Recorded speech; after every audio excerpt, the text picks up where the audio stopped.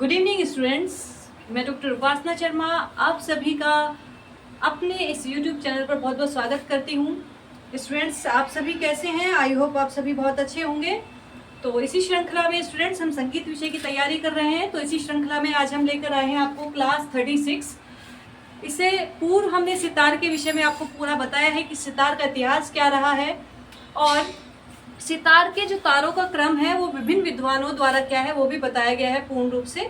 तो जो भी student UP TGT, LT grade, BPSC, STET आदि संगीत प्रतियोगिता परीक्षाओं की तैयारी कर रहे हैं वो सभी हमारे चैनल से जुड़िए। इस चैनल पर बिल्कुल फ्री ऑफ कॉस्ट आपको तैयारी कराई जा रही है। तो आज इस श्रृंखला में हम टॉपिक करने वाले हैं स्टूडेंट सितार के ठाट। क्या करने वाले हैं? सितार के ठाट। आपने अभी जो हमारे गायन के स्टूडेंट हैं वो जानते ही होंगे कि जो ठाट होते हैं हिंदुस्तानी संगीत में अलग हैं, हमारे गायन के ठाट अलग होते हैं 10 ठाट।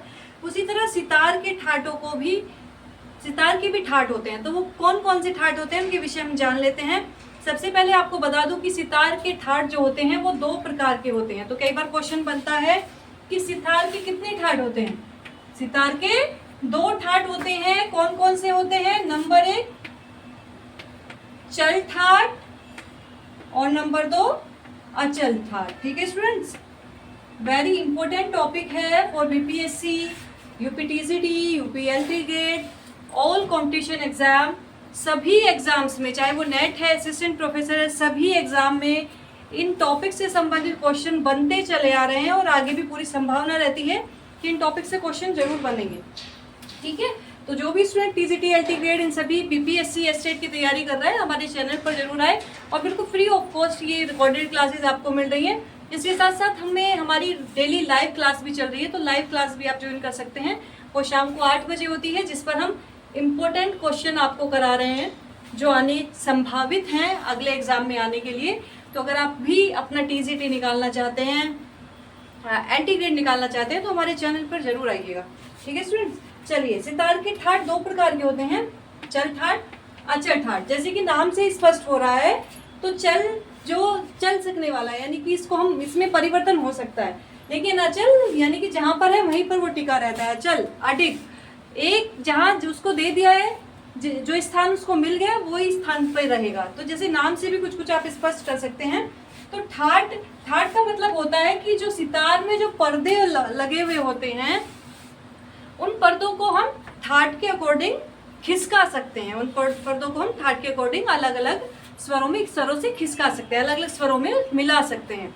तो जैसे कि चल ठाट है, चल ठाट से आप समझ रहे हैं। सबसे पहले हम चल ठाट के विषय में ही जान लेते हैं कि इस ठाट में सितार के, लिख लीजिए इसकी डेफिनेशन, कि इस ठाट, सॉरी ठाट इस तरह का लिखा जाएगा सितार का, इस ठाट में पर्दों को खिसका सकते हैं। क्या है? इस ठाट में पर्दों को खिसका सकते हैं, यानी कि एक दूसरी जगह से दूसरी जगह पर हम ले जा सकते हैं, खिसका सकते हैं, सितार के पर्दों को खिसका सकते हैं। बहुत से क्वेश्चन ये भी बनता है ना कि इनमें से किस वाद्य में सुंदरिया या पर्दे होते हैं। तो आप बताएंगे कि सितार में तो पर्दे होते हैं भाई। अब जैसे तानपुरा है उसमें नहीं होते हैं, तो सितार में पर्दे होते हैं, सुंदरिया होती हैं। तो वो ठाटों के अकॉर्डिंग ही बनाई जाती है, ठाटों के अकॉर्डिंग ही उनको मिलाया जाता है। ठीक है, तो सितार में मुख्य 2 प्रकार के ठाट हैं, चल ठाट, अचल ठाट। तो जिस सितार में, जिस ठाट में पर्दों को खिसका सकते हैं उसको चल ठाट, चल ठाट कहते हैं। और फिर आगे आगे इसको हम बताएंगे वो ये ठाटों का प्रयोग किस प्रकार के सितार में होता है, ये भी आप लिख लीजिए कि जिस सितार में, लिख लीजिए, नोट में लिख लीजिए कि ठाटों का प्रयोग हम कब करते हैं। नोट का सितार में हम किस प्रकार के सितार में ठाटों का प्रयोग करते हैं? जिस सितार में सभी स्वरों के लिए, जिस सितार में सभी स्वरों के लिए सुंदरिया भी बोलते हैं पर्दों को। ठीक है, सुंदरिया या पर्दे नहीं होते, सुंदरिया या पर्दे नहीं होते, और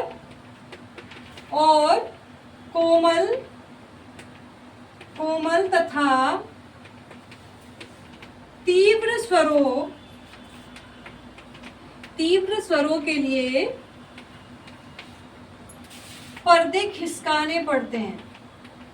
ठीक है, अब जैसे होता है कि तानपुरे में क्या होता है कि हम जब भी कोई राग गाते हैं उसके अकॉर्डिंग स्वरों को उसके तारों को मिला लेते हैं, है ना, उसके अकॉर्डिंग उसको मिला लेते हैं। लेकिन सितार में जब वो पर्दे, जिन पर्दों को हमें जिस राग के अकॉर्डिंग मिलाना होता है, उस स्वर को अगर उसमें नहीं होता है, उस सितार में नहीं होता है उस स्वर को, तो उन पर्दों को हम आगे पीछे खिसका करके यानी शुद्ध कोमल तीव्र उनको बना लेते हैं, शुद्ध का हम कोमल तीव्र बना लेते हैं। ठीक है, तो पर्दे ठाट की कहाँ जरूरत पड़ी? जिस सितार में सभी स्वरों के लिए सुंदरिया या पर्दे नहीं होते और कोमल तथा तीव्र स्वरों के लिए पर्दे खिसकाने पड़े, वो कौन से ठाट कहलाते हैं? वो चल ठाट के सितार कहलाते हैं। लिख लीजिए उसे चल ठाट का सितार कहते हैं। ठीक है, हमारे सितार कितने प्रकार के हो गए? सितार के ठाट 2 प्रकार के, चल ठाट और अचल ठाट। तो जिसमें हम जिस सितार में जो पर्दे होते हैं, सुंदरियां होती हैं, उनको स्वरों के अनुसार खिसका सकते हैं, स्वरों के अनुसार मिला सकते हैं इधर उधर करके, तो वो हमारे चल ठाट के सितार कहलाते हैं। तो इसमें पर्दों की संख्या भी जान लेते हैं कि चल ठाट में पर्दों की संख्या कितनी होती। लिख लीजिए, चल ठाट में पर्दों की संख्या 16 से 19 होती है। कितनी होती है? 16 से 19 होती है। ठीक है, और कुछ विद्वान, लिख लीजिए, कुछ विद्वान इस ठाट में 17 पर्दे मानते हैं।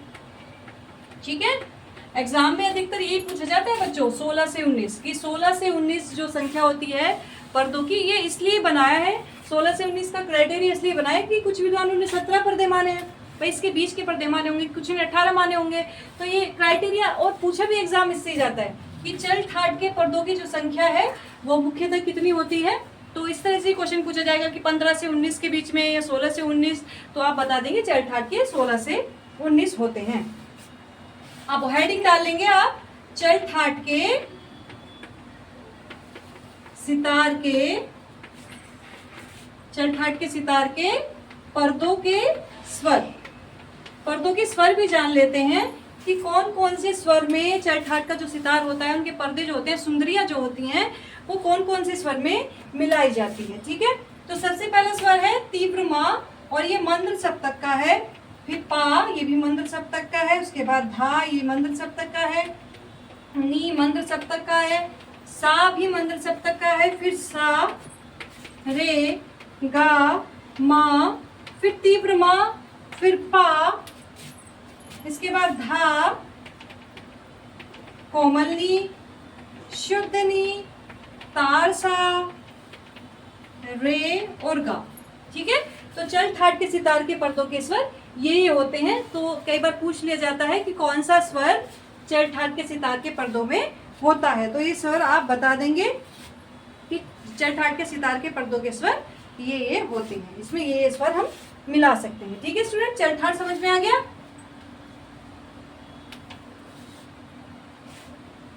चल ठाट के आपको समझ में आ गया?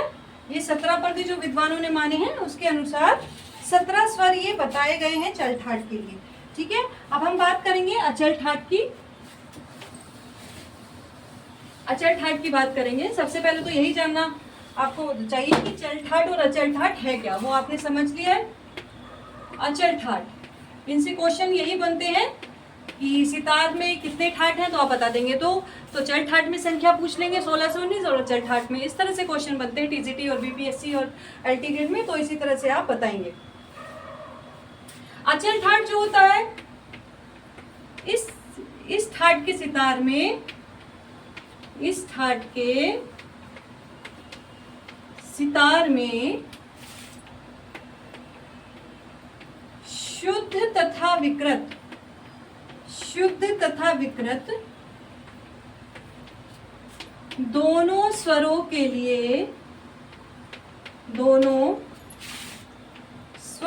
लिए पर्दे बंधे होते हैं, पर्दे बंधे होते हैं। ठीक है, यानी कि जिस प्रकार हमने अभी चल ठाट पढ़ा, चल ठाट में क्या था कि चल ठाट में उतने पर्दे नहीं होते हैं, कोमल तीव्र स्वरों के लिए, विकृत स्वरों के लिए पर्दे नहीं होते, केवल शुद्ध में वो मिला हुआ होता है पर्दे उसके।